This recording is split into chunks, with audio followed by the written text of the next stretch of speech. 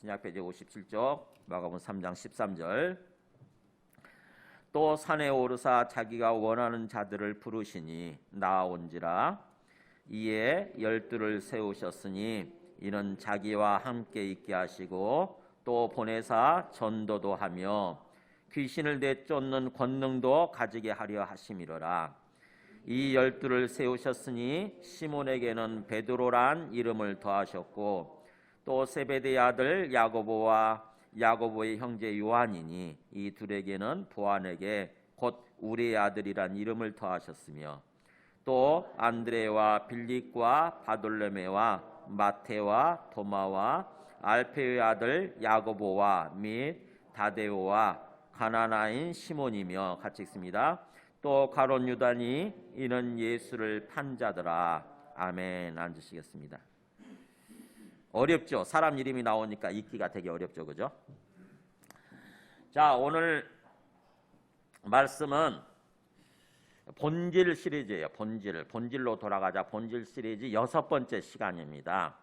앞에 했던 것들 다섯 번에 걸쳐서 했던 것들을 다시 한번 살짝 이렇게 복습을 해보겠습니다. 첫 번째 시간 복음이 무엇이고 구원의 본질이 무엇인가에 대해서 말씀을 나눴습니다. 복음, 기쁜 소식, 이게 뭐라고 그랬죠? 네, 하나님의 아들이 이 땅에 오셨다고 하는 거, 이게 기쁜 소식이라고 그랬어요. 죽으면 천국 간다 이게 아니라 하나님의 아들이 오셨다고 하는 거, 이게 기쁜 소식이에요. 그러니까 우리가 잘 생각해야 돼요. 하나님의 아들이 왜 오셨어요? 하나님이신 분이 우리와 함께 사시기 위해서, 우리를 구원하셔서 우리와 함께 사시기 위해서 오신 거, 이게 기쁜 소식이죠. 고아원에 있는 고아들한테 가장 기쁜 소식은 부모가 찾아왔다고 하는 거예요. 부모가 자기를 찾으러 왔다고 하는 거, 이게 가장 기쁜 소식이듯이 우리도 영적 고아였더랬는데 우리의 부모이신 주님이, 하나님의 아들이 우리에게 찾아오셨다고 하는 거, 이게 가장 기쁜 소식이에요. 이걸 천천히 생각하고 깨달으면은 예수 믿는다는 게 뭔가 하는 걸 알게 됩니다. 예수 믿는다는 게 뭐구나. 그래서 복음은 하나님의 아들이 이 땅에 오셨다고 하는 이야기. 그 다음에 구원은 뭐냐? 그럼 구원도 역시 죽으면 천국 간다는 얘기냐? 아니요, 그거는 결과적으로 주어지는 거고, 중요한 것은 본질은 뭐냐면 이 땅에서부터 구원을 받아야 되는데, 구원의 삶을 누려야 되는데, 그 구원은 뭐냐면 로마서식으로 얘기하면은 하나님의 의를 얻는 거, 하나님의 의를 얻는 거, 그게 구원이라고 그랬어요. 하나님의 의를 얻는 거. 하나님의 의, 즉 영혼이 영적 상태에서 그런 뜻이에요. 영적으로 우리의 영혼이 하나님의 의롭다 하심을 얻는 거. 너 정상이 됐다, 너 이제 죄가 없는 상태가 됐다, 이렇게 의로움을 얻는 거.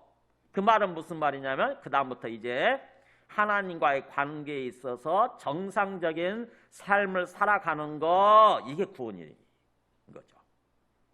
우리의 영혼 상태가 정상적인 상태가 됐다, 그 말은 이제 하나님과 더불어 정상적인 삶을 살아갈 수 있게 됐다, 그게 구원이라고 하는 거죠. 아이고, 그러면 죽어서 천국 가는 건 어떡하고요? 네, 그거는 그런 삶을 살았을 때, 하나님과 정상적인 관계를 이루고 정상적인 삶을 살았을 때 결과적으로 주어지는 거죠. 죽으면 어떻게 되는 거는. 그러니까 이 땅에서 그 정상적인 삶을 사는 게 중요한 거죠. 하나님의 의를 얻어서 우리 영혼이 건강해지는 것을 가리키는 거예요. 그래서 하나님과 정상적인 삶, 건강한 삶을 살아가는 거, 영적으로. 그게 첫 번째 시간이었고, 그 다음에 두 번째 시간은 죄의 본질에 대해서 나눴습니다. 죄의 본질은 뭐냐? 바로 우리 마음에 하나님 두기를 싫어하는 거, 하나님을 인정하기를 싫어하는 거, 이게 죄의 본질이라고 그랬어요. 우리가 자칫하게 되면 죄 그러면은 뭐 도둑질한 거, 살인한 거, 간음한 거, 이런 것만 생각하기 쉬운데, 성경적으로 죄의 본질적인 개념은 마음에서 하나님 두기를 싫어하는 거, 하나님을 자꾸 밀어내는 거예요. 그게 죄의 본질이에요. 내 욕심 때문에 내가 주인 되어버리는 거고, 내가 하나님 되려고 하는 거죠. 내가 하나님 되려고 하는 거, 그게 죄의 본질입니다. 그 다음에 세 번째 시간, 믿음의 본질은 뭐냐? 믿음. 뭘 믿는 거냐? 내가 바라는 걸 믿는 게 아니라, 내가 바라는 것이 그대로 이루어질 것을 믿는 게 아니라, 믿음의 본질은 내 앞에 살아계시는 주님을 믿는 거, 살아계시는 하나님을 믿는 거라고 그랬어요. 항상. 지금 내 앞에 살아계시거든요.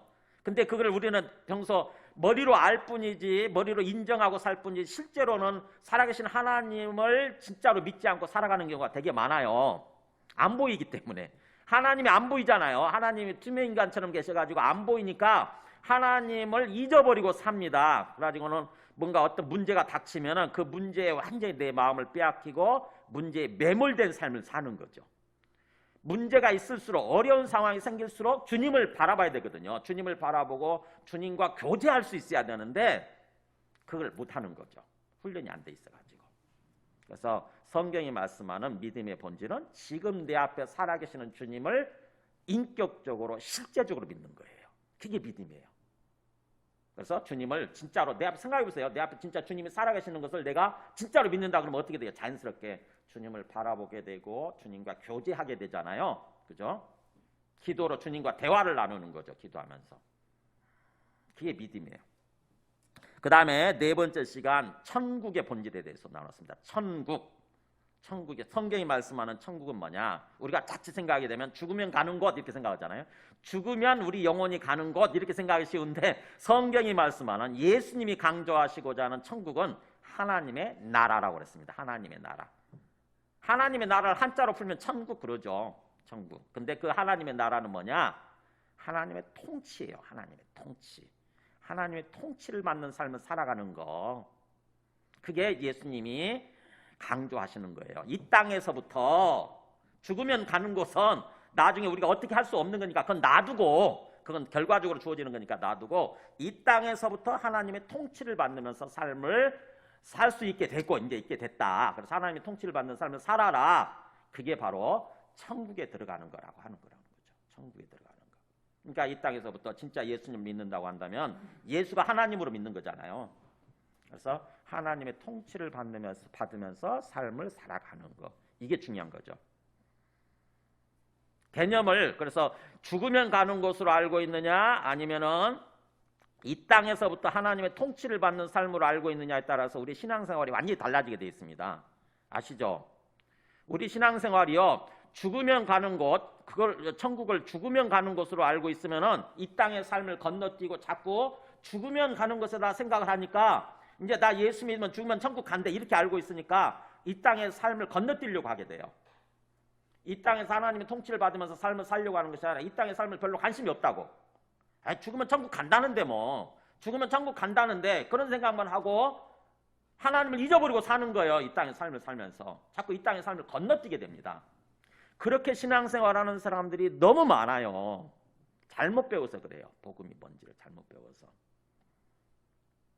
천국은 주님이 강조하시는 천국은 그게 아니라 이 땅에서부터 하나님의 통치를 받는 삶, 그 삶에 들어가는 거, 그게 천국에 들어간다는 뜻이라는 거죠. 그래서 이 땅에서 삶을 살면서 거기다 초점 맞추고 삶을 살아야 되는 거예요. 그 다음에 마지막 지난 시간에 우리 영생의 본질에 대해서 또 얘기를 했죠. 영생. 예수 믿으면 영생 얻는다 그러는데 그 영생이 뭐냐 하는 거죠. 영생도 우리가 한자말로 풀어가지고 영원히 사는 거 이런 것만 생각하기 쉬워요. 죽으면 죽지 않고 다시는 죽지 않고 영원히 사는 거 그런 뜻이 아니라고 그랬죠. 예수 믿고 우리가 얻는 영생은 그냥 단순히 영원히 사는 것이 아니라 하나님을 인격적으로 아는 거, 이게 영생의 개념이라고 그랬어요. 예수님에 대해서, 하나님에 대해서 인격적으로 교제하면서 관계를 통해서 알아가는 거, 그게 영생의 삶이에요. 그러니까는 이것도 역시 보면은 죽으면 얻는 게 아니라 이 땅에서부터 얻는 거죠. 이 땅에서부터. 우리가 누구에 대해서 안다 그럴 때에 그냥 소문을 들어서 아는 경우가 있고 실제로 만나서 교제함으로써 그 사람을 인격적으로 아는 경우 있잖아요. 그죠? 우리가 미국의 대통령이 지금 트럼프라고 하는 것은 알지만 그 사람을 만나서 한 번도 식사해 본 적이 없잖아요. 그러니까 그 사람에 대해서 아는 게 아니에요. 사실은요. 아는 것 같지만 아는 게 아니에요. 근데 그 사람의 부인은 누구죠? 누구지? 멜라니아는 트럼프를 알지. 같이 살아봐서.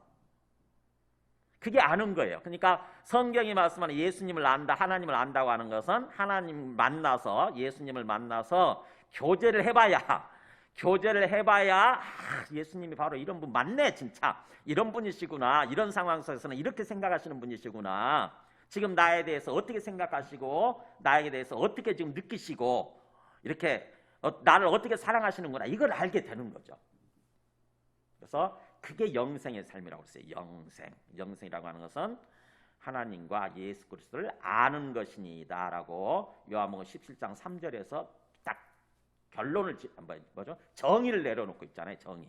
영생이라고 하는 것은 곧 이런 것입니다라고 정의를 내려놓고 있는데, 우리는 성경 말씀 별로 신경 쓰지 않고 그냥 내 마음대로 생각하는 거지. 영생 한자말로 써놓고 보니까 길영자 쓰거든. 길영자에다 날 이렇게 생명할 때 생자. 그러니까 이거 영원히 사는 것 이렇게만 생각하는 거지. 영원히 사는 것. 근데 이 땅에서는 영원히 못 사니까 나중에 죽으면 다시 우리 영원히 천국 가가지고 영원히 다시 죽지 않고 영원히 사는 거. 이게 영생이구나. 그래서 죽으면 얻는 거구나. 이런 식으로 생각하는 사람이 우리 가운데는 없을 거예요. 근데 80-90%의 기독교인들의 80-90%는 그런 식으로 생각을 하는 거예요. 그러니까는 예수 믿는다고 그러면서도 영생을 누리려고 하는 것이 아니라 그건 별로 신경 안 쓰는 거죠. 그래서 이렇게 우리가 이 본질 시리즈를 지금, 그러니까 우리가 알고 있는, 무심코 알고 있는 어떤 신앙적인 핵심적인 개념들이죠. 이거에 대해서 지금 우리가 본질적인 의미가 무엇인지를 말씀을 통해서 우리가 지금 점검을 하고 있습니다. 오늘 주제는요, 우리를 택하고 불러주신 이유. 그래서 우리라고 하는 것은 교회예요. 교회. 예수 믿는 사람들. 교회가 건물을 말하는 게 아니에요. 성경적으로 얘기할 때 교회는 건물을 말하는 게 아니라 예수 믿는 사람들이에요. 예수 믿는 사람들. 이게 교회예요. 그래서 우리를 택하고 불러주신 이유, 즉 교회라고 하는 것을 주님이 세워주신 이유, 예수 믿는 사람들을 택하고 불러주시고 구원해 주신 이유, 거기에 대해서 교회의 본질이죠.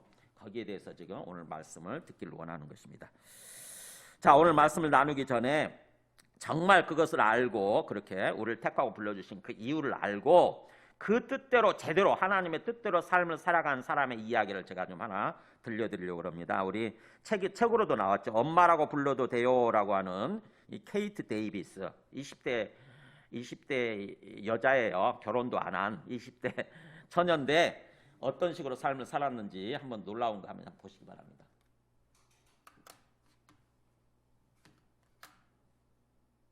처음부터 보여주세요. 케이티 데이비스라고 하는 20대 초반의 백인 자매입니다. 미국 테네시주 아주 부유한 가정에서 자랐습니다. 고등학교 때 스포츠카를 타고 잘생긴 남자친구가 있고 공부도 1등하고 학생회장도 하고 그러던 자매입니다. 그거 다 버리고 우간다에 가서 주님을 따라가는 삶을 쓴 책입니다. 이 케이티 데이비스가 고3 때 여름방학 끝날 때쯤 우간다에 있는 어느 고아원에 봉사자가 모자란다는 이야기를 듣습니다. 3주간 동안 그 아이들과 같이 지내고 그리고는 돌아왔는데 고3 내내 그 아이들만 얼굴이 어른거리는 거예요. 그리고는 졸업하고 대학을 합격하고 그리고 부모님에게 1년 뒤에 대학 들어가면 안 되나요? 1년 동안만이라도 우간다에 가서 그 고아원 아이들을 좀 섬기고 단기 선교를 갔다가 그 다음에 제가 대학을 가면 안 될까요? 부모님은 처음에 반대했지만 하도 간곡하게 부탁을 하니까 허락을 해줍니다. 그리고는 우간다 그 고아원을 다시 간 거예요. 거기서 1년 동안 그 아이들을 돌보고 섬기는데 어느 날 잠깐 동안 돌보라고 맡겨준 5살 된 스코비아라고 하는 아이가 어렵사리 꺼낸 한마디, 엄마라고 불러도 돼요. 그 말에 이 여자의 삶이 완전히 바뀌고 맙니다. 그래서 그 아이를 진짜 친엄마로 입양을 합니다. 엄마라고 부르는 정도가 아니고 내가 너 엄마다. 그렇게 하나의 입양을 한 것이 14명의 친엄마가 됐어요. 그러니 어떻게 돌아옵니까? 1년만 하고 오겠다고 했지만 대학 다 포기하고 거기서 그 아이들의 엄마가 되어서 쓴 거예요. 그렇게 살면서 쓰고 있는 거예요. 그리고 도와주는 아이가 400명 아이가 됩니다. 그 마을의 아이들이.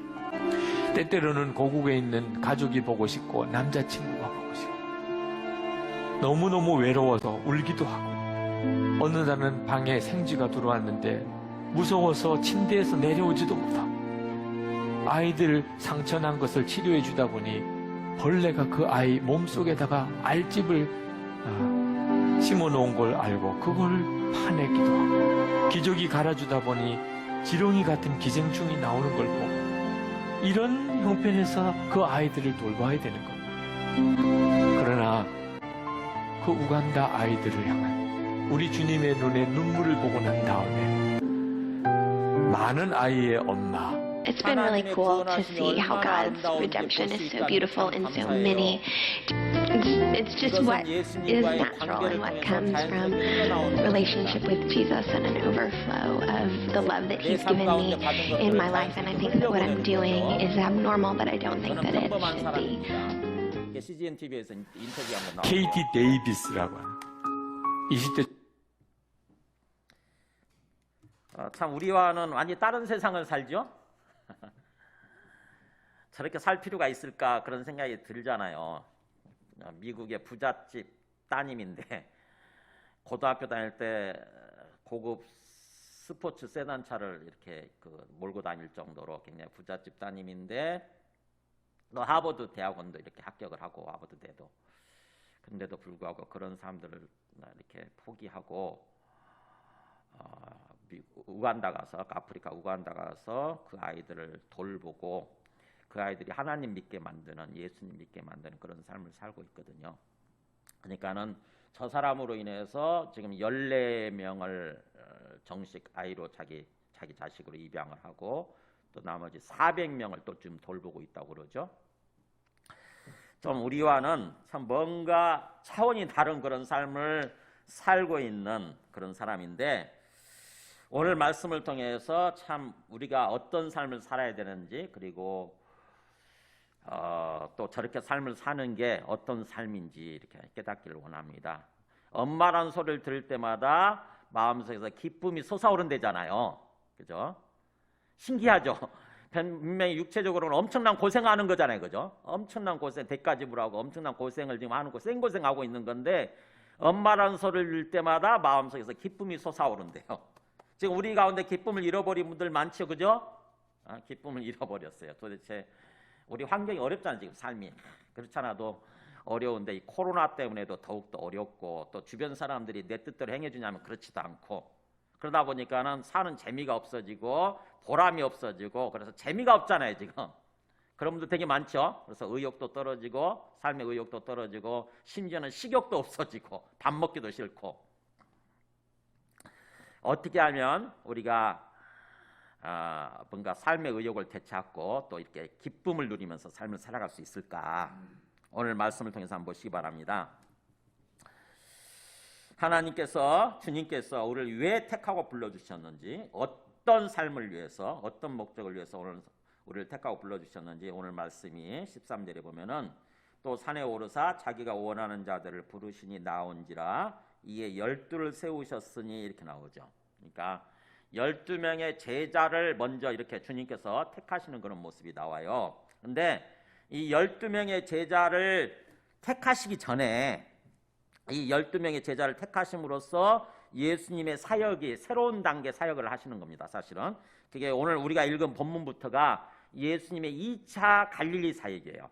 3번에 걸쳐서 갈릴리 사역을 해요. 3번에 걸쳐서.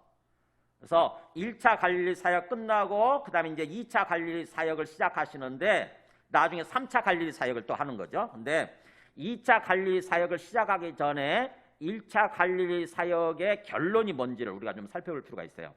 왜 2차 이런 식으로 새롭게 시작을 하실까? 1차 갈릴리 사역의 결론이 그게 3장 7절부터 12절까지예요. 한번 보세요. 예수님이 열심히 앞에서 보면 병든 자들 고쳐주시고 귀신도 내쫓아주시고 그렇게 사역을 하신 거죠, 혼자서. 그랬더니 어떤 일이 일어나느냐? 7절에 보면은 예수께서 제자들과 함께 바다로 물러가시니 갈릴리에서 큰 무리가 따르더라 이렇게 나오죠. 수많은 사람들이 예수님의 그 어떤 그 어떻게 보면 막 병을 치유해 주시니까 예수님을 따르기 시작했어요. 많은 사람들이. 유대와 예루살렘과 유드메와 요단강 건너편과 또 두루와 시돈 근처에서 많은 무리가 그가 하신 큰 일을 듣고 나오는지라. 막 사방이죠. 유대, 예루살렘, 이두메, 요단강 건너편, 두루, 시돈 그러면은 이스라엘 땅의 사방 각지예요. 사방 각지에서 수많은 많은 무리가 그랬잖아요. 많은 무리가 그가 하신 큰 일을 듣고 와 예수님한테 갔더니 예수님이 막 병자도 치료해 주시고 각종 병 걸린 사람 다 치료해 주시고 귀신도 내쫓아 주신다더라. 이거 소문이 들린 거죠. 막 소문이 쫙 퍼져나간 거예요. 그러니까는 여기저기에서 사람들이 막 몰려오기 시작합니다. 10절에 보면은 이는 많은 사람을 고치셨으므로 병으로 고생하는 자들이 예수를 만지고자 하여 몰려왔습니다. 자, 여기 몰려오는 사람들의 마음 상태가 뭔지 아시겠죠? 뭐예요? 예수가 누군지는 별로 상관없어요. 예수를 진짜 하나님의 아들로 주님으로 믿고 따르는 것이 아니라 뭐예요? 예수님한테 갔더니 예수님 몸만 만져도 뭔가 조금만 만져도 병이 치료된다더라 하는 그런 생각 때문에 예수를 만지고자 하여 몰려왔는 거죠. 이게 우리가 신앙생활 시작을 할 때 우리의 신앙생활 그 초기 단계 신앙생활 모습이에요. 그냥 육신을 따라 육신적인 생각이죠. 소위 기복신앙이라고 그래요. 기복신앙. 그냥 예수님한테 가면 예수님이 병을 치료해 주신다더라. 또 예수님이 무슨 물질적인 축복을 막 부어주실 것 같고 그러니까는 네 따라가는 것입니다. 처음에는 그럴 수 있어요. 누구나 어떤 그런 어떤 인간적이고 뭔가 세상적인 육신적인 어떤 생각, 목적을 가지고 교회에 나올 수 있고 뭔가 예수를 믿을 수 있습니다. 처음에는 누구나 그럴 수 있어요. 저도 그랬거든요. 저도 교회 가면은 예쁜 자매가 있다더라 해가지고 사실은 그 소문 듣고 간 건 아니지만 그렇게 갔어요. 그런 목적으로. 그러니까 그런 어떤 인간적인 육신적인 생각을 가지고 어떻게 보면 기복신앙 차원에서 교회를 갈 수 있습니다. 근데 평생 동안 거기에 머물러 있으면 안 돼요. 평생 신앙생활하면서 그런 차원에 머물러 있으면은 완전히 어린아이 신앙이에요. 그게 어린아이 신앙. 그래서 예수님은 거기서 새로운 새로운 단계로 사역으로 나아가시는 거예요. 사람들의 상태가 좀 그렇다고 하는 거고 그 다음에 또 11절 12절 보면 진짜 예수님을 알아보는 존재가 있어요. 그거는 바로 뭐냐면 더러운 귀신들. 더러운 귀신들도 어느 때든지 예수를 보면 그 앞에 엎드려 부르짖어 이르되 뭐라고 그러냐면 당신이 하나님의 아들입니다 라고 얘기해요. 정작 예수님을 제대로 하나님의 아들로 알아보는 존재는 누구냐? 사람들은 별로 관심도 없고 못 알아보는데 귀신 들린 사람, 더러운 귀신은 알아보는 거예요. 귀신이 누구예요? 귀신이 죽은 사람의 혼령 그거 아니에요. 우리가 그냥 뭔가 우리가 그 성경을 알기 전에는 그런 식으로 생각을 하잖아요. 귀신이라고 하는 것은 죽은 사람의 혼령, 구천을 떠돌고 있는 오난 때문에 오난이 맺혀가지고 뭔가 어디 가지 못하고 구천을 떠돌고 있는 죽은 사람의 혼령이다 이런 식으로 알고 있잖아요. 근데 성경이 말하는 귀신은 그게 아닙니다. 뭐예요? 죽은 사람의 혼령은 못 와요. 이 세상으로 못 와요. 완전히 가게 됩니다. 못 와요. 우리 누가복음 성경 보면은 못 오고 그러면 이 땅에 오는 우리 사는 이 삶의 세상 속으로 들어오는 귀신은 누구냐? 사탄의 졸개들이에요. 사탄의 군사들. 그러니까 즉 다시 말하면 사탄은 귀신들의 왕이고 타락한 천사들 그게 바로 귀신들이에요. 그러니까 타락한 천사들의 왕이 사탄이고 그 사탄을 따르는 타락한 천사들 이게 귀신들이에요. 그러니까 이 귀신은 영적 세계를 아는 거죠. 영적 세계를 다 보고 뻔히 아는 거예요. 예수가 하나님의 아들이라고 하는 것을 아는 거예요. 그래서 막 보면서 그 앞에 예수가 나타났으니까 하나님의 아들이 나타났으니까 그 어떤 자세예요? 보세요. 그 앞에 엎드렸대잖아요. 그 앞에 엎드리면서 부르짖었대잖아요. 겁먹은 거예요. 와 예수가 나타났네. 하나님의 아들이 나타났네. 뭐하기 위해서? 드디어 우리를 심판하고 우리를 내쫓기 위해서 이 세상에서 내쫓기 위해서 나타났구나. 예수가 나타난 이유는 그거거든요. 악의 세력, 사탄의 세력을 완전히 이 땅에서 없애고 새로운 세상으로 회복시키기 위해서 원래 하나님이 지으셨던 그 원래 세상으로 회복시키기 위해서 예수님이 오셨거든요. 그러니까 귀신들은 아는 거예요. 그게 사탄의 졸개들은 하나님의 아들이 나타났네. 우리를 이제 쫓아내려고 하는구나. 그래서 그 앞에 엎드려서 겁먹고 막 부르짖으면서 당신은 바로 그 하나님의 아들이에요. 그런 거 외치는 거예요. 원래 원문을 보면 그렇게 강조가 돼 있어요. 당신은 바로 그 예언된 하나님의 아들 메시아입니다. 그러면서. 근데 예수님이 어떻게 하냐면 12절에 예수께서 그 귀신 들린 사람들 향해서 자기를 나타내지 말라고, 자기에 대해서 그렇게 말하지 말라고 많이 경고하시니라. 네, 귀신들로 하여금 말을 못하게 막으세요. 왜 그랬을까요? 네, 바로 귀신이 말하는 것은 아무 소용이 없어요. 귀신은 믿고 있는 게 아니거든요. 그냥 그렇게 알 뿐이지 실제로 믿는 게 아니거든요. 믿는다고 하는 것은 인격적으로 순종하고 따르는 건데 귀신은 따르지 않거든요. 그냥 예수가 하나님의 아들이라고 하면 알고, 그리고 또 그것을 사역을 방해하기 위해서, 예수가 하나님의 아들이라고 하는 것이 사람들한테 제대로 알려지면 사람들이 예수를 믿게 되고, 그러면 이 세상 그러면 그 귀신들이 통치하는 이 세상은 끝나게 돼 있으니까 그걸 방해하기 위해서 하는 얘기가 그거예요. 당신 하나님의 아들입니다. 그럼 사람들이 그걸 귀신의 말을 듣고 예수를 믿느냐? 그렇지는 않거든요. 여러분, 귀신의 말을 듣는 사람들 있죠? 보면은 되게 귀신의 말을 듣는 게 뭐죠? 점치는 거잖아요. 점치고 사주보고 구다고 그러면은 점쟁이들은 귀신의 도움을 받아서 귀신의 얘기를 전해주는 거거든요. 근데 귀신이 예수가 하나님의 아들이라고 말했다고 해서 그걸 말을 듣고 믿는 사람 있어요? 안 믿거든요. 오히려 귀신의 말을 한번 들은 사람들은요, 거기에 귀신의 말에 절대적으로 의지하게 됩니다.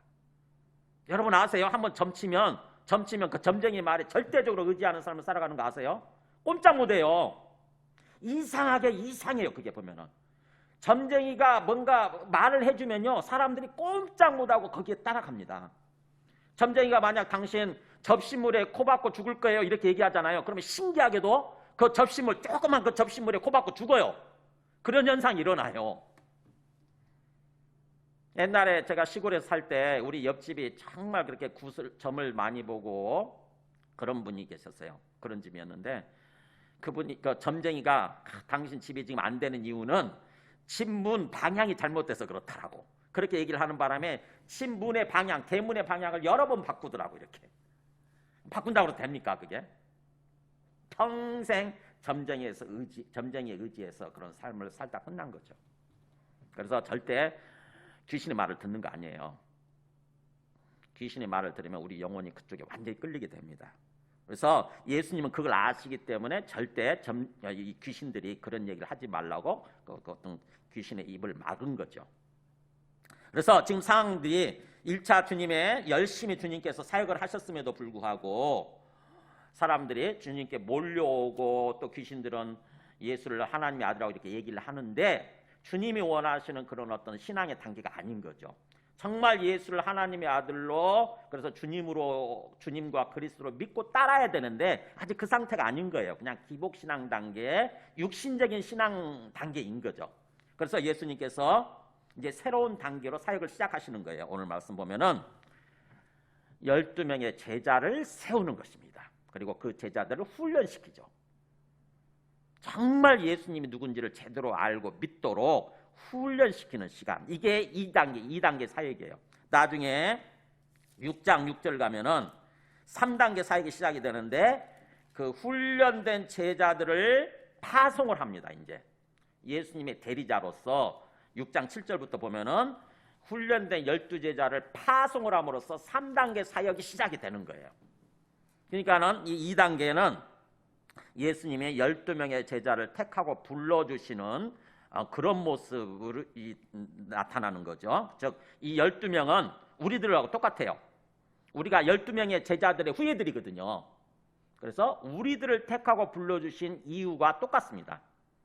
왜 예수님께서 12명의 제자를 이렇게 택하고 불러주셨는지, 또 왜 우리를 그렇게 택하고 불러주셨는지, 우리에게 어떤 삶을 기대하시고 우리를 향한 어떤 목적이 뭔지, 목표가 뭔지를 보여주는 말씀이 오늘 말씀이에요.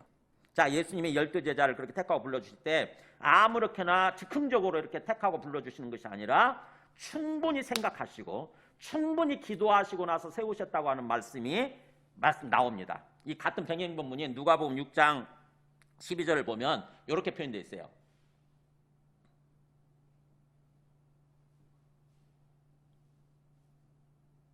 누가복음 6장 12절 첫 번째 말씀 보여주세요. 이렇게 나오잖아요. 이때 예수께서 기도하시러 산으로 가사 그 다음에 어떻게 합니까? 밤이 새도록 하나님께 기도하셨다 이렇게 나와요.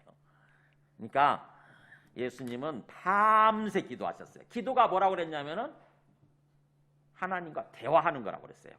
그러니까 예수님이 하나님의 아들이신데 하나님 아버지 앞에 나아가서 충분히 하나님 아버지와 교제하시면서 대화하신 거예요.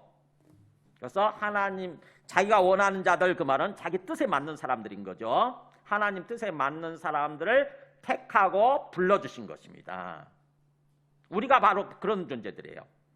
그냥 하나님께서 아무렇게나 즉흥적으로 기분 내키는 대로 우리를 너 일로 와라 이렇게 한 것이 아니라 하나님은 기도하시고 주님은 기도하시고 나서 우리 한 사람 한 사람을 의도를 가지고 이렇게 택하고 불러주신 거예요. 누구누구야 일로 와라. 누구누구야 일로 와라. 이렇게.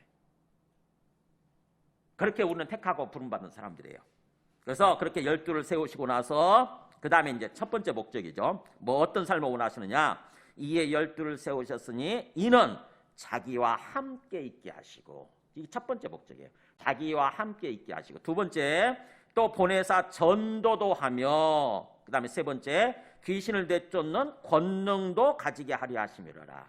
자, 이 세 가지 목적을 좀 자세히 나누길 원합니다. 자, 첫 번째 목적 자기와 함께 있게 하시고 자, 예수님이 우리를 택하고 불러주신 첫 번째 목적이 뭐라고요? 주님과 함께 있는 삶이에요. 주님과 함께 시간을 보내는 거죠. 이게 무슨 의미일까요? 주님이 그냥 뭔가 우리를 택하고 불러주셨으면 주님이 원하시는 일을 하게 만들면 될 텐데 그렇지 않죠, 그죠? 일을 하기 전에 주님이 우리에게 가장 먼저 원하시는 것은 뭐냐? 주님과 함께 있는 삶이에요. 이게 왜 이렇게 중요할까요? 우리가 자식을 낳잖아요. 자식을 낳고 나서 자식이 뭔가 일을 하러 자식을 보내기 전에 어떻게 합니까? 적어도 그 자식과 충분한 시간을 보내잖아요. 무려 20년 정도. 아시죠? 그가 성인 될 때까지 충분히 자식과 함께 시간을 보내요. 자식을 키우고 양육하는 거고 그러는 거죠. 그래서 주님께서 우리를 택하고 불러주셔서 자기와 함께 있기를 원하신다. 그 말은 우리가 주님과 교제하는 삶을 갖는 거고 주님과 교제하면서 충분히 주님의 뜻을 알고 주님의 사람으로 세워지는 시간이에요. 그러니까 주님을 믿는다고 그러면서도 이런 시간이 없는 사람, 주님과 함께하는 그런 시간을 보낼 줄 모르는 사람들은 주님의 뜻대로 삶을 살지 못합니다. 그냥 앞에 계속 기복신앙 단계에 머물러 있고 뭔가 육신적인 어떤 신앙생활을 하는지 그러다 끝나버리는 거지 정말 주님이 원하시는 그런 삶, 주님 안에서 은혜를 누리고 기쁨을 누리고 뭔가 주님을 정말로 알고 인격적으로 교제하는 그런 삶을 사는 게 아니에요. 주님께서는 우리한테 가장 첫 번째 원하는 게 우리를 택하고 불러주신 다음에 그래서 우리를 구원해 주신 다음에 자기와 함께 시간을 보내기를 원하세요. 우리는 거기다 첫 번째 초점을 맞춰야 돼요. 신앙생활 하면서. 주님 앞에 나가서 어떻게 시간을 보내는 겁니까? 주님과 기도로 주님과 교제하는 거예요. 성령을 그것을 위해서 성령 우리한테 보내주신다고요. 예수님 믿으면 성령을 보내주셔서 성령이 우리 마음속에 역사해 주시면서 성령이 인도해 가세요. 우리의 삶을, 우리의 심령을. 그러면 성령의 인도하심을 따라서 주님 앞에 나가서 충분히 교제하는 거죠. 주님과 알콩달콩 주님과 교제하는 거예요. 대화하고 교제하는 거예요. 그게 기도의 내용이 교제예요. 교제. 그러다 보면은 주님을 알아요. 주님을 인격적으로 알아갑니다. 아, 이거구나. 주님이 이런 분이셨구나. 정말 주님이 살아계시는 게 맞고 주님이 지금 나와 함께 계시는 게 맞구나. 정말 주님이 나를 붙드시고 내 삶을 인도해 가시는 게 지금 맞구나라고 우리가 영적으로 충분히 뭔가 깨닫고 느끼게 돼요. 이게. 주님과 영적인 교제가 이루어집니다. 충분히 이루어져요. 제대로. 주님은 우리한테 그런 삶을 원하시는 거예요. 여러분 그런 삶을 즐기고 계세요? 혹시 막 기도하는 게 굉장히 부담스럽고 힘들지 않으시나요? 그런 분들은 주님과 교제할 줄 모르는 거예요. 기도를 간구로만 생각하는 거예요. 간구. 주님 이것 주세요 저것 주세요라고 달라고 간구하는 거 이것만을 기도로 생각하는 사람들이에요. 기도는 간구이기 전에, 간구도 물론 포함되지만 간구이기 이전에 교제하는 거예요. 교제. 주님과 교제하는 거. 여러분, 우리가 힘들 때 누구 찾아갑니까? 보통 가장 친한 친구, 정말 내 말을 다 들어줄 수 있는 사람 있잖아요. 그 사람 찾아가서 차 한잔 마시면서 이렇게 교제하다 보면 신기하게도 내 마음이 뭔가 이렇게 치료되고 회복되는 거 느끼시잖아요. 주님은 자기와 그렇게 하기를 원하세요. 자기 앞에 나와서 자기와 함께 충분히 교제하고, 그래서 우리의 심령이 정말 은혜롭게 치료되고 회복되고, 그래서 주님이 주시는 뭔가 은혜로 사랑으로 이렇게 충만하게 되기를 원하시는 거예요. 그래서 주님과 그렇게 교제하는 동안에 우리가 주님의 사람으로 세워지게 되는 것입니다. 정말 주님을 인격적으로 아는 그런 삶으로 세워지게 되는 거예요. 주님의 뜻을 알고 물고 또 우리를 향한 주님의 형상 회복되는 거죠. 원래 우리가 하나님의 형상을 따라서 지음받았다고 하는 거 아세요? 원래 우리는 지음받을 때 하나님의 형상, 하나님의 모양대로 지음받은 사람들이에요. 즉 하나님의 어떤 신적인 성품, 이게 우리 안에 있는 거죠. 영적인 존재로 지음받았어요, 우리는요. 그래서 하나님과 영적인 교제를 하면서 살아갈 수 있는 그런 존재로 지음받았는데, 우리가 하나님을 거부하고 하나님을 떠나면서부터 그걸 잃어버렸거든요. 하나님의 형상을 잃어버렸어요. 근데 주님 앞에 나와서 주님과 충분히 시간을 같이 보내다 보면 하나님의 형상이 우리 안에 회복이 되는 거예요. 하나님이 갖고 계신 어떤 거룩이나 하나님이 갖고 계신 어떤 사랑이나 뭔가 평안이나 절대 평안이나 어떤 기쁨, 이런 것들이 회복이 되는 거죠, 우리 속에. 하나님과 교제하는 동안에 회복이 돼요. 그게 평안이 회복이 되어지고 은혜가 회복되어지고 기쁨이 회복되어지고. 주님은 우리한테 그런 삶을 원하시는 거예요. 그러니까 여러분이 이 땅에서 신앙생활을 하면서 가장 첫 번째 신경 써야 되는 게 뭐냐? 주님과 교제하는 거예요. 주님과 교제하는 거, 충분히 교제하는 거. 그래서 기도하는 시간 자체를 즐길 수 있어야 돼요. 강구라고 생각하면 5분 기도하면 없잖아요, 그죠? 5분 기도하면 딱 끝났다고, 동난다고요. 그래서 더 이상 기도할 게 없네, 이렇게 생각하잖아요. 기도는 그런 게 아니라고. 기도는 주님 앞에 나와서 시시콜콜 대화하면서 교제하는 거예요. 그러면은요, 1시간도 좋고 2시간도 좋고 금방 지나가요, 시간이. 시기한계도 금방 지나가요. 그러면서 이상하게 뭔가 내가 주님 앞에 달라고 한 것도 없는데 주님이 우리의 심령에 가득 은혜를 부어주셔가지고 이상하게 내 마음이 편안해지고 내 마음이 뭔가 기쁨을 얻게 되고 이렇게 되는 거예요. 주님은 우리에게 그런 삶을 원하신다고 하는 것입니다. 그게 바로 그렇게 주님과 함께 있는 시간을 보내는 거, 그 시간을 노마서 표현식으로 하면 뭐라고 되어 있냐면 노마서 5장 1절에 보여주세요. 노마서 5장 1절에 어떻게 되어 있냐면 이렇게 나오잖아요. 우리가 믿음으로 의롭다 하심을 받았으니 읽어볼까요? 우리 주 예수 그리스도로 말미암아 하나님과 화평을 누리자. 믿음으로 믿었더니 뭘 믿어요? 아까 얘기했잖아요. 이 땅에 오신 하나님의 아들 예수 그리스도를 믿었더니 하나님이 너 의롭다 이렇게 해주신다는 거예요. 하나님의 의를 얻는 게 그게 구원이라고 그랬잖아요. 그래서 하나님과의 관계가 정상적으로 되어지는 거. 우리의 영혼이, 우리의 영적 상태가 하나님과의 관계에서 너 이제 죄가 없다, 너 이제 건강해졌어, 너 정상적으로 되어졌어 라고 하나님이 인정해 주시는 거, 선포해 주시는 거, 그게 의롭다 하심을 얻었다는 뜻이에요. 그렇게 받았으면 그 다음에는 우리가 어떤 삶을 살아가는 거냐? 이제 주 예수 그리스도로 말미암아, 즉 가운데 중간 역할을 하시는, 중개자 역할을 하시는 예수님으로 말미암아 하나님과 더불어서 화평을 누리는 삶. 화평이 샬롬이에요, 샬롬. 완전히 뭔가 은혜가 넘치고 평안이 넘치고 기쁨이 넘치는 그런 상태, 이게 화평, 샬롬입니다. 하나님과 더불어서 화평을 누리는 삶을 살자. 그게 바로 하나님과 함께하는 삶이에요. 그러니까 모든 성경은 용어만 달라질 뿐이지, 용어만 어떤 비춰주는 각도에 따라서 용어만 달라질 뿐이지 내용은 똑같아요. 하나님과 화평을 누리는 삶을 사는 것. 이걸 요한복음에서는 뭐라고 표현한다고 그랬냐면은 요한복음 17장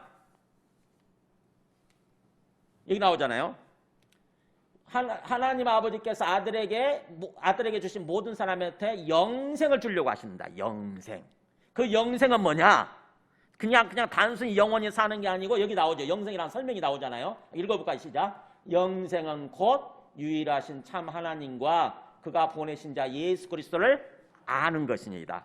앞에 가운데 다 빼버리면 영생은 곧 뭐라고요? 아는 것. 이렇게 영생은 아는 것. 이게 지식적으로 귀신이 아는 것처럼 그 아는 걸 말하는 게 아니라 인격적으로 아는 거. 인격적으로. 교제를 통해서, 관계를 통해서 아, 예수님 진짜 맞네 이거. 교제 보면 알거든요. 교제 보면요. 예수님이 진짜 인격적으로 이 땅에 오신 하나님의 아들이시고 지금 내 앞에 살아계신다고 하는 게 딱 알아요. 영적으로 압니다. 인격적으로 알아가는 거, 그게 영생이라는 거예요. 영생. 그러니까 우리가 잘못 알고 있는 것들을 다 이 성경을 통해서 바로잡아야 돼요. 아, 하나님은 우리에게 영생의 삶을 살아가길 원하시는데 그 영생은 주님과 교제하면서 주님을 인격적이고 실제적으로 알아가는 것이구나. 그걸 원하시는구나, 주님이 우리한테. 그러면 거기다 초점 맞추고 살아야죠. 그죠?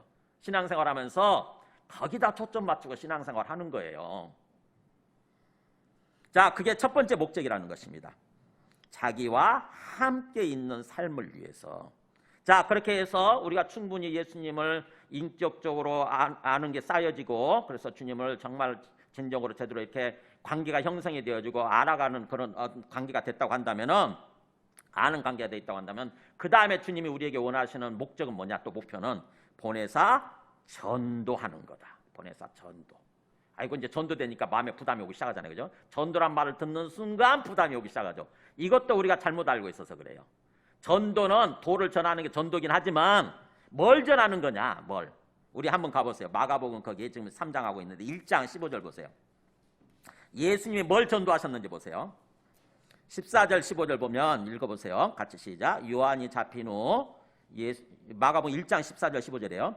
요한이 잡힌 후 예수께서 갈릴리에 오셔서 하나님의 복음을 전파하여 이르시되 때가 찼고 하나님의 나라가 가까이 왔으니 회개하고 복음을 믿으라, 이렇게 하시더라. 이렇게 전하신 거예요. 그러니까 요약하면 뭐예요? 예수님이 전하신 전도는 하나님 나라 복음을 전한 거예요. 하나님 나라는 뭐라고 그랬어요? 아까 죽으면 가는 곳을 말하는 게 아니라 이 땅에서부터 하나님의 통치에 들어가는 거, 이거를 전했다는 거예요. 그러니까 이제부터 너는 하나님의 통치를 받는 삶을 살 수 있다. 복음을 받아들이면, 죄를 회개하고 복음을 받아들이면, 즉 예수 그리스도를 믿으면 지금부터 당신의 삶은 하나님이 지켜주시고 하나님이 돌봐주시고 하나님이 채워주시는, 하나님이 통치하시는 그런 삶을 살아갈 수 있다. 그렇게 사세요라고 하는 거, 이게 바로 전도예요. 그러니까 예수님은 자기와 함께 시간을 충분히 보낸 다음에 12제자들이, 그리고 우리들이 자기와 함께 충분히 시간을 보내서 정말 주님을 진짜 인격적으로 안 다음에는 우리를 통해서 뭐가 전해지기를 원하시냐면 하나님의 나라가 전해지기를 원하시는 거예요. 옆에 사람들한테 당신을 보니까 진짜 하나님이 살아계시는 건 맞는 것 같네. 나도 한번 예수 믿어볼까? 그러면 하나님이 돌보시는 삶, 하나님이 채워주시는 삶을 살아갈 수 있나? 그러면서 하나님에 대해서 관심을 갖게 되고 그러는 거. 즉 우리의 삶이, 우리의 인격이나 우리의 삶이 하나님의 살아계심, 그 다음에 하나님의 나라가 실제한다고 하는 거, 하나님이 통치하시는 삶이 실제로 살아갈 수 있다고 하는 거, 그것이 전해져야 된다고 하는 거예요. 그런 삶을 살아가기를 원하시는 거예요. 가서 전도지 나눠주는 게 이게 전도가 아니고 우리의 삶이, 우리의 존재 모습이, 우리의 삶의 모습이 주변 사람들이 하나님의 살아계심과 하나님의 나라를 우리를 통해서 뭔가 전해져야 된다고 하는 것입니다. 그들이 알 수 있어야 돼요.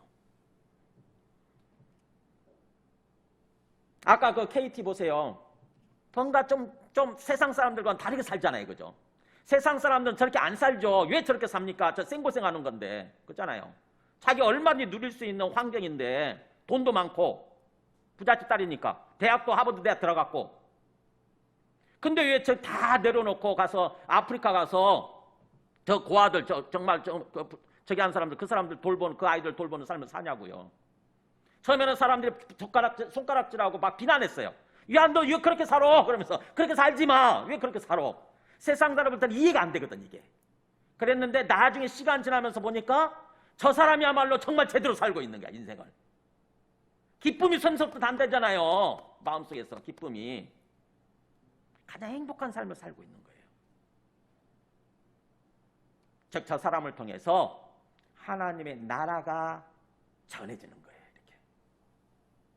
저 사람의 삶을 통해서 하나님의 나라가 주변 사람들한테 전해지는 거예요. 그래서 저 아이들도 하나님 믿게 되고 저 부모들도 하나님 믿게 되고 저 주변 사람들이 다 하나님에 대해서 하나님의 나라에 들어오게 되는 거예요. 하나님 통치에 들어오게 되는 거예요. 그런 삶을 원하신다고 하는 것입니다. 그러니까 이 전도한다고 하는 것에 대해서 전도지 나눠주는 거 이렇게 생각하지 마세요. 우리의 인격과 우리의 삶이 하나님을 증거하는 삶, 하나님의 나라를 전하는 삶이 아니면은 전도지 나눠줘봤자 소용없습니다. 요즘은 또 그거 오히려 더 그렇게 전도지 실컷 나눠줬는데 우리 삶이 아니면 욕하잖아요. 세상 사람들 욕하잖아요. 기독교를 뭐라고 그래요? 개독교래요. 개독교. 목사를 뭐라고 그러냐면은 먹사래. 먹사.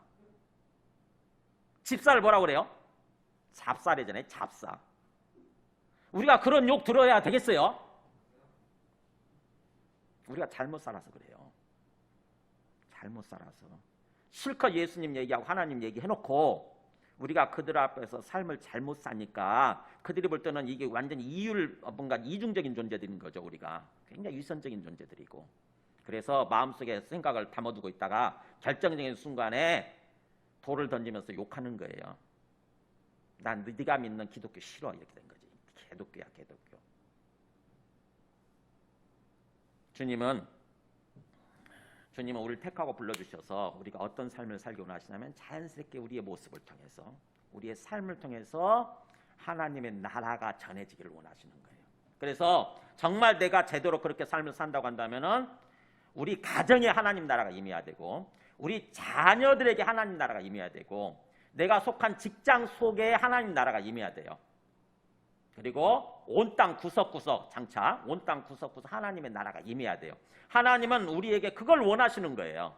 우리를 택하고 불러주셔서 예수님의 대리자들이죠. 우리가 예수님의 대리자들이고 예수님을 대변하는 존재들이에요. 예수님의 후계자들의 일종의 예수님의 분신들이고,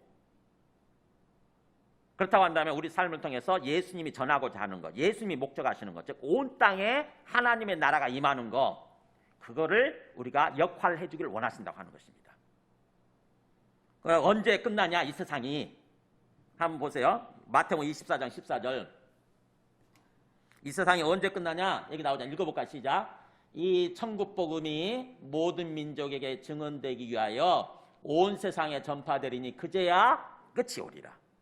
천국 복음 뭐예요? 이게 바로 풀었으면은 하나님의 나라 복음, 하나님의 통치 복음, 하나님이 통치하신다라고 하는 기쁜 소식 이거잖아요. 하나님이 하나님이 이 세상을 통치하시고 하나님이 우리를 통치하신다라고 하는 이 기쁜 복음, 기쁜 소식이 어디까지 전해야 되느냐? 온 세상에 전파되는 것. 온 세상에. 요약하면 그거죠. 온 세상에 하나님 나라가 임하는 것. 온 세상에 하나님 나라가 임하면 예수님이 딱 재림하시면서 하늘로 재림하시면서 모든 그때까지도 예수님 믿지 않는 사람들은 모든 악의 세력이죠. 그게 죄악된 세력들 다 청소하시는 거지. 모든 악의 세력들을 다 어떻게 하냐? 심판해서 영원한 불못에 던져넣는다고 그러잖아요. 요한계시록 보면 영원한 불못, 꺼지지 않는 불못. 불의 바다죠. 불바다. 불바다 속에 던져넣음으로써 이 세상은 모든 악이 다 제거되어지고 완전히 새하늘 새 땅으로 바뀌는 거예요. 이 세상이. 이 세상은 지금 죄가 가득한 세상이잖아요. 영적으로 완전히 더러워진 세상이에요. 근데 이거를 완전히 새하늘 새 땅, 소위 그걸 저쪽에서는 뭐라고 그래요? 신천지. 그렇잖아요. 신천지. 아, 새하늘 새 땅 좋은 말인데 신천지 성경적 용어인데 이단한테 빼앗겼어요. 우리가 요즘은 못 써요. 비참한 현실이 일어난 거죠. 우리가 제대로 그거를 말씀을 전하지 못하고 제대로 삶을 살지 않다 보니까 이단이 그걸 뺏어가 가지고 완전히 왜곡시켜놨어요. 근데 우리는 그래서 신천지란 말 대신에 새하늘 새 땅이란 말 쓰자고요. 새로운 세상이 되는 거예요. 완전히. 예수님이 재림하실 때쯤 온 땅에 하나님 나라가 임하면서 완전히 새하늘 새 땅, 완전히 새로운 세상이 되는 거죠. 그래서 에덴 동산, 처음 하나님이 지으신 그 에덴 동산 때처럼 그런 식으로 되는 거예요. 그래서 그걸 소위 복낙원이라잖아요. 복낙원, 회복된 낙원, 회복된 에덴 동산, 복낙원. 지금 우리는 신낙원 시대를 살고 있는 거예요. 낙원을 잃어버렸다고. 에덴 동산, 기쁨의 세상을 잃어버렸어요. 근데 예수님 재림하심으로써 복낙원이 되는 거지. 그때까지 우리는 이 땅에서 뭐예요? 하나님의 나라를 전파하는 그런 삶을 사는 거예요. 그러니까 우리 삶의 초점, 삶의 목표가 뭐가 돼야 되느냐? 나를 통해서 하나님의 나라가 전해지는 거예요. 우리 자녀들이 우리 부모들의 신앙생활하는 모습을 보고 자식들이 하나님을 믿게 돼야 돼요. 근데 우리가 실컷 하나님 얘기하고 교회 가서 예배 드려놓고 가정에서 제대로 삶을 살지 않으면 자식들이 떠나요. 어릴 때는 부모님 말에 권위에 눌려가지고 교회 나옵니다. 예배 신앙생활 해요. 근데 대학 들어가잖아요. 그럼 머리가 커지잖아요. 성인이 되잖아. 그러면은 저는 싫거든요. 어머니가 믿는, 아빠가 믿는 그 기독교 싫어요. 그래가지고 떠나간다고. 안 믿고 있었거든요. 그 아이들이. 우리를 통해서 하나님이 정말 제대로 증거돼야 돼요. 정말 그 하나님 앞, 살아계신 하나님 앞에서 벌벌 떨면서 정말 뭔가 두려움과 떨림으로 신앙생활을 해야 되는 거죠. 우리 마음을 추스리고 우리 영혼을 추스리고 주님 앞에서 정말 순종하는 모습으로. 그러면은 자녀들이 그걸 보면서 배우거든요. 야, 진짜구나. 우리 엄마 아빠가 믿는 하나님은 진짜구나. 그래서 그들도 자기 인생을 스스로 결정할 나이 때 선택을 하는 거죠. 나도 하나님 믿고 살아야 되겠다. 나도 예수님 믿고 살아야 되겠다. 이렇게 결정하는 거죠. 그렇게 사는 거. 그것이 바로 전도한다고 하는 말이에요. 그런 뜻이에요. 그러니까 우리 삶이 철저하게 내 삶을 통해서 하나님 나라가 증거되는 거, 그런 삶을 살아야 된다고 하는 것입니다. 그 다음에 세 번째 목적이죠. 세 번째 목적. 귀신을 내쫓는 권능도 가지게 하리 하십니다. 자, 우리가 그렇게 하나님 나라의 삶을 살아야 되는데 우리 힘으로 못 살잖아요. 우리 힘으로 안 됩니다. 우리는 정말 제한된 능력, 영적으로 눈이 어두워져 있고 또 능력도 없어가지고, 그래서 우리 힘으로 그렇게 못 살아요. 그래서 하나님이 그런 삶을 살도록 주님이 우리에게 주신다고 하는 거죠. 그게 권능이에요. 여기서는 귀신을 내쫓는 권능을 주셨다고 그러죠. 귀신만 내쫓는 권능이 아니라 같은 병행본문인 그 마태복음 10장 1절에 보면은 이렇게 나와요.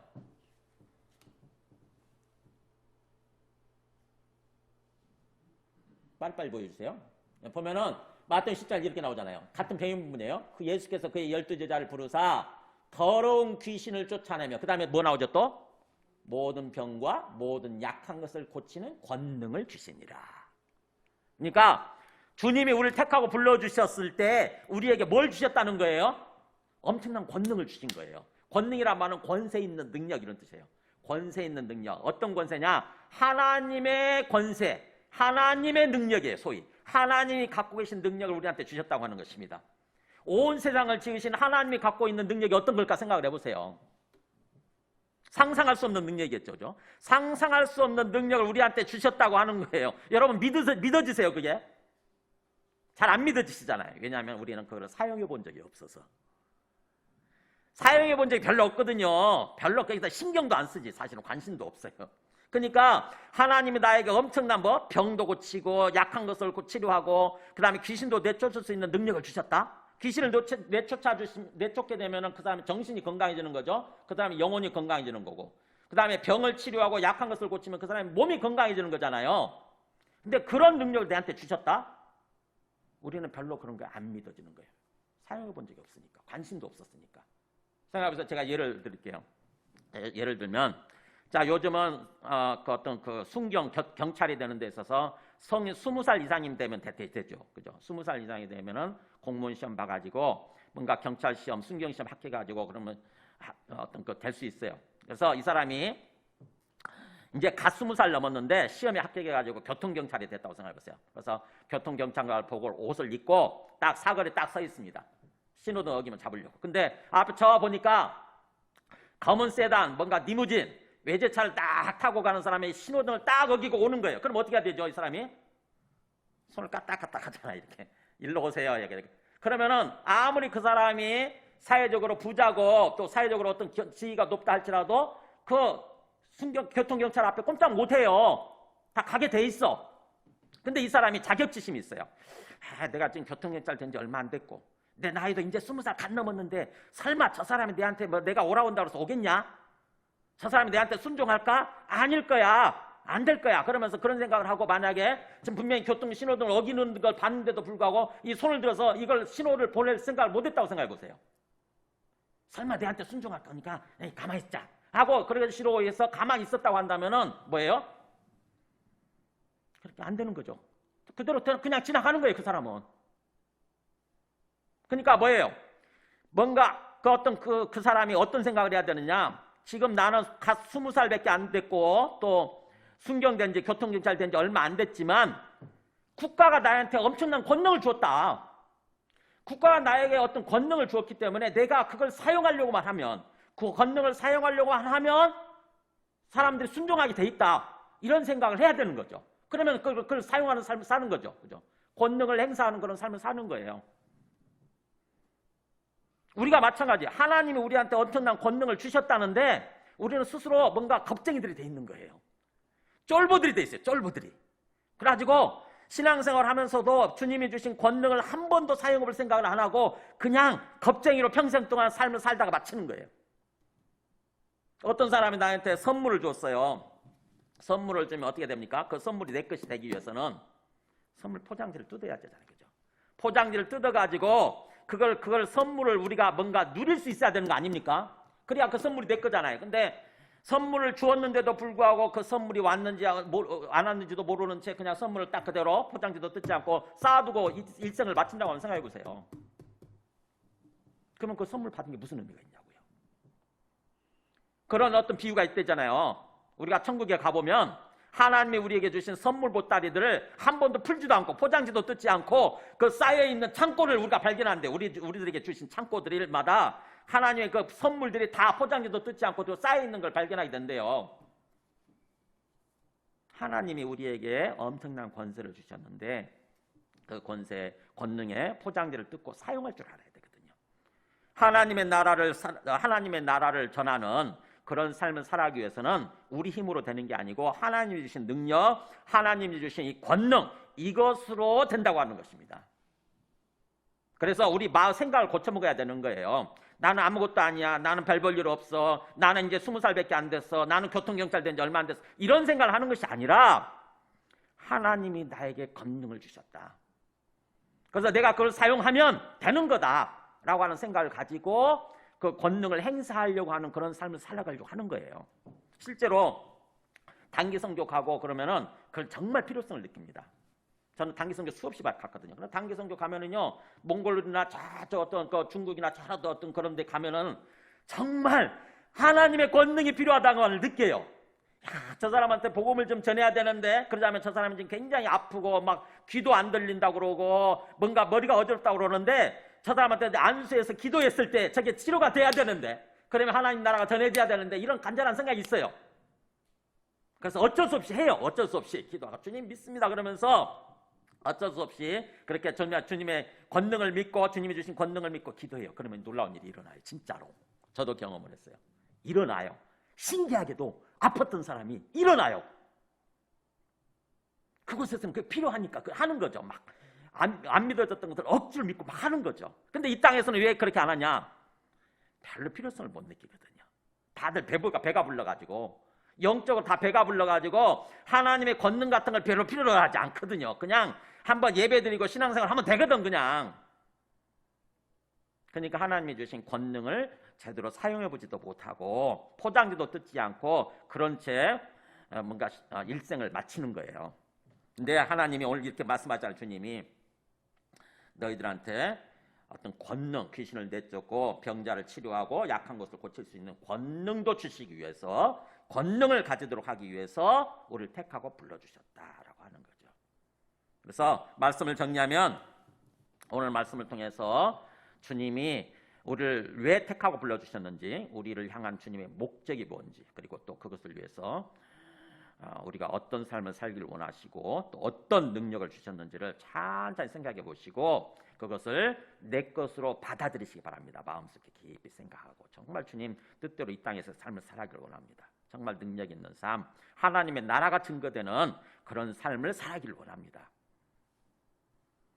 나머지 한번 그 16절에서 19절 한번 보세요. 사람들 택하고 불러주실 때 어떤 사람들, 다양한 사람들 통해서 택하고 불러주신 걸 통해서 하나님이 어떤 것을 원하시는지 한번 보시기 바랍니다. 12를 세우셨는데 시몬에게는 베드로란 이름을 더하셨고, 또 17절 보면은 세베대 아들 야고보와 그 형제 요한에게는 뭐 어떤 별명을 주셨냐면 보아너게, 곧 우리의 아들이라는 이름을 더하셨다. 이게 무슨 뜻이에요? 네, 베드로란 이름은 원래 이름이 아니고 시몬이란 이름인데, 시몬이 되게 보면은 뭐 흔들리는 갈대란 뜻이래요. 흔들리는 자. 근데 예수님이 이 사람의 특성을 알고 천성적인 약점을 아는 거지. 타고난 성품의 그 연약한 모습을 아는 거예요. 그러니까는 예수님이 이 사람한테 너는 베드로가 되라 그런 거예요. 시몬에서 머무르지 말고 베드로가 되라 이렇게 별칭을 주신 거예요. 베드로는 반석이란 뜻이거든요. 흔들리지 않는 굳건한 반석. 바위란 뜻이에요. 반석. 그러니까 뭐예요? 베드로는 타고난 사람은 뭐예요? 타고난 성품은 흔들리는 사람이에요. 왔다 갔다 흔들리는 사람. 근데 이 주님이 주신 이걸 항상 마음속에 생각하고 기억했겠죠. 그래서 실제로 그 사람은 나중에는 반석이 됐어요. 베드로가 됐습니다. 그래서 정말 주님을 위해서 나중에 순교를 십자가에 못 박혀 순교하는데 흔들리지 않는 거죠. 감히 내가 어떻게 주님처럼 똑바로 십자가에 못 박혀 죽냐 해가지고 십자가에 거꾸로 못 박혀서 죽어요. 이 사람은. 그 정도로 반석이 된 거고, 그 다음에 또 보아너게, 이 야고보와 요한도 이 사람은 보아너게라는 별칭을 주셨어요. 왜냐하면은 이 사람들은 이 보아너게란 말이 우레의 아들이라는 뜻이잖아요. 우레의 아들, 쉽게 흥분하고 쉽게 뭔가 발악하고 하는, 이제 버럭하고 하는 그런 사람인 거죠.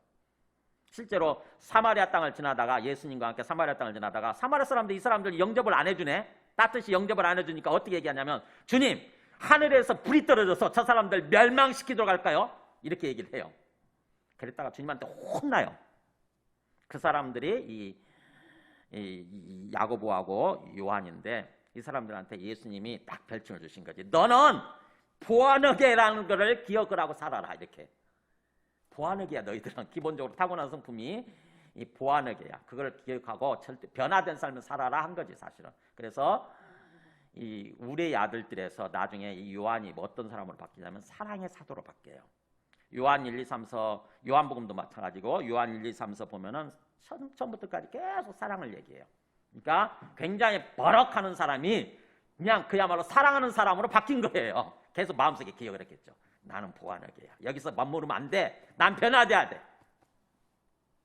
그 다음에 또 누구 얘기하냐면은 그 가나나인 시몬이라는 사람도 나오죠. 가나나인 앞에 숫자 있고 밑에 부연 설명돼 있죠. 뭐라고 돼 있어요? 보이세요? 지금 성경 보세요. 보아너게 가나나인 열심당원이라고 돼 있대잖아요. 열심당원. 그러니까 뭐예요? 이 사람은 소위 혁명군이에요. 혁명군.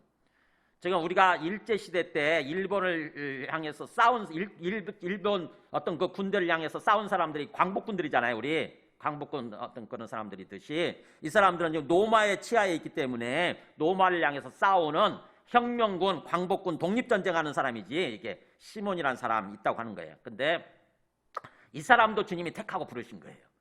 그렇다고 한다면 뭐예요? 주님은 우리를 택하고 불러주실 때 그 사람이 갖고 있는 어떤 정치 사상, 정치 이념, 뭐 좌든 우든 보수든 진보든 상관없이 부르시는 거예요. 상관없이 부르셔서 거기서 머무르는 삶을 사는 것이 아니라 진정으로 하나님을 알고 하나님의 나라를 위해서 삶을 살아가는 그런 제자가 될 수 있다는 거죠. 우리가 그런 제자가 돼야 된다는 거지. 내 정치 이념이 무엇이든지 내 정치 사상이 어느 쪽이든지 상관없어요. 우리는 그게 중요한 게 아니야. 하나님의 주님의 제자가 돼야 되는 거예요. 주님의 제자. 그 다음에 또 가룟 유다도 택하고 불러주셨는데 가룟 유다는 삶의 결론이 어떻게 끝났습니까? 이는 예수를 판 자들아 이렇게 돼요. 그러니까 주님도 사랑을 가지고 가룟 유다를 택하고 불러주셨어요. 정말 주님의 제자가 되고 주님의 제자로서 하나님 나라를 임하게 하는 하나님 나라를 위한 삶을 살아가라고 부르셨는데 가룟 유다는 자기 한계를 극복하지 못했어요. 가룟 유다가 굉장히 돈에 밝은 사람입니다. 굉장히 재정에 밝은 사람이에요. 그래서 가룟 유다한테 뭘 맡겨줬냐면은 그 예수님의 그 공동체 있죠. 12제자 공동체에 재정을 맡겼거든요. 우리식으로 하면은 재정집사죠. 교회 얘기하면 재정집사 일을 맡겼어요. 근데 이 사람은 돈을 받다 보니까 돈에 매몰돼 버린 거예요. 돈에.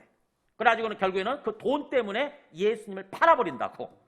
자기 스승도 30냥 받고 팔아버린 그런 사람. 안타까운 삶을 산 거죠. 어떻게 보면은. 가룟 유다처럼 되지 않아야 된다라고 지금 얘기를 하는 거예요. 우리가 갖고 있는 어떤 하나님이 우리의 약점이나 연약한 부분들 다 아시고 있는 그대로 택하고 불러주셔서 그것을 극복하고 거기서 변화되어져서 정말 주님의 제자로서 정말 하나님 나라를 누리면서 하나님 나라를 위한 그런 삶을 살라고 불러주셨다고 하는 거. 그렇기 때문에 우리가 예수님을 믿으면서 내 타고난 성품, 내 타고난 기질에 있는 그대로 파악할 줄 알아야 돼요. 제대로 객관적으로 이렇게 볼 줄 알아야 되고, 그 다음에 거기서 머무르지 않고 그것을 극복하려고 해야 됩니다. 우리 MBTI 같은 검사해 보면 다 나오는 거 아시죠? MBTI나 여러 가지 사람 검사하는 거 있어요. 근데 그럼 나는 어떤 유형의 사람이야? 타고난 성품이. 장점도 있고 약점도 있죠. 그러면은 거기에 머물러 있으면 안 돼요. 우리가 충분히 예수님을 제대로 알고 믿어서 성숙해져야 돼요. 변화되어져야 돼. 그래서 정말 주님께 붙들려서 쓰임받는 삶, 주님의 나라를 위한 그런 삶을 살아야 되는 거죠. 변화의 목표가 있어야 됩니다. 우리 마음속에 변화의 목표. 나는 어떤 사람인데 나는 어떻게 변화되어져야 된다라고 하는 말씀을 정리합니다. 지금 주님께서 우리 한 분 한 분을 어떻게 택하고 부르셨다고요? 네, 충분히 기도하고 정말 주님께서 생각하셔서 우리 한 사람 한 사람 사력 있게 택하고 불러주셨다고 하는 것입니다. 그리고 우리한테 원하시는 삶은 먼저 주님과 함께 충분히 시간을 보내는 거예요. 주님과 교제하면서 충분히 시간을 보내는 것. 그래서 정말 하나님의 형상을 회복하고 하나님의 사람으로 바뀌어야 되는 거죠. 하나님과 관계를 누릴 줄 알아야 돼요, 우리가. 그런 다음에 그때 우리의 삶을 통해서 하나님 나라가 증거되는, 주변 사람들이 야 너를 보니까 진짜 하나님 믿고 싶다, 진짜 하나님이 있는 것 같다, 진짜로 진짜 하나님 나라가 있는 거 맞는 것 같네, 그러면서 나를 통해서 하나님 나라가 전해지는 그런 삶을 살아야 돼요. 그 다음에 또 우리가 그런 삶을 살면서 내 힘으로 내 능력으로 사는 것이 아니라 하나님이 주신 능력, 하나님이 주신 힘으로 살려고 하는 거, 주님께서 오늘 주시는 말씀입니다. 말씀을 정리합니다. 우리는 이미 지금 구원받은 사람들이죠. 기본적으로 구원받았지만 아직 우리는 완성에 이르지 못했어요. 완성은 언제라고요? 주님이 재림하심으로써 온 땅에 하나님 나라가 전해지고 주님이 재림하실 때 이 땅이 끝나요.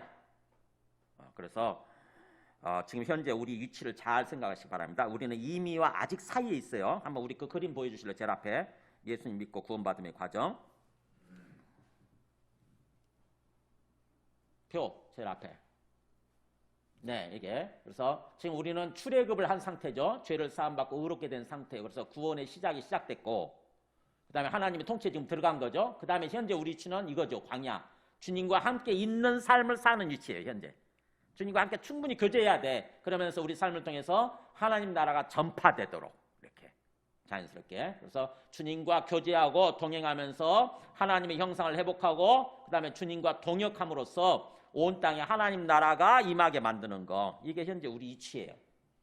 그 다음 나중에 이제 우리가 죽으면 가는 것이 아니라 주님이 재림하실 때 우리가 부활함으로써 부활의 몸으로 구원의 완성에 들어가게 되는 거죠. 그래서 우리는 이미 이루어졌고 그 다음에 아직 이루어지지 않은 이미와 아직 사이에 있어요. 우리는 이미와 아직 사이. 구약식으로 얘기하면은 출애굽을 한 다음에 가나안 땅에 들어가기 전에 광야 가운데 있는 거죠. 그래서 우리가 가야 할 길이 아직 남아있고 우리가 해야 될 일이 있어요. 그렇기 때문에 영적으로 깨어있어야 돼. 깨어있어서 항상 살아계시는 주님을 바라보고 항상 주님과 함께하는 삶을 살아야 되는 거예요. 특별히 어려울수록. 지금 어렵잖아요. 지금 살기. 그죠? 코로나로 인해서 굉장히 삶이 어려운데 어려울수록 그 문제를 바라보지 말고 문제만을 바라보지 말고 내 앞에 살아계시는 주님을 바라보시기 바랍니다. 그래서 주님을 배제하고 내 삶을 혼자 개인적으로 삶을 사는 것이 아니라 주님과 함께 하는 거예요. 항상 주님을 앞세우고, 어떻게 보면 주님이 그러기를 원하시니까 기도를 통해서 주님이 앞서 행하시옵소서, 저는 주님의 뒤를 졸졸졸 따라가겠습니다. 주님께 순종하면서 주님 뒤를 따라가겠습니다. 이렇게 자세로 주님께 기도하면서 주님과 함께 사업을 하고 주님과 함께 자녀 양육을 하고 주님과 함께 모든 것을 하는 거예요. 주님 절대 배제시키면 큰일 나요.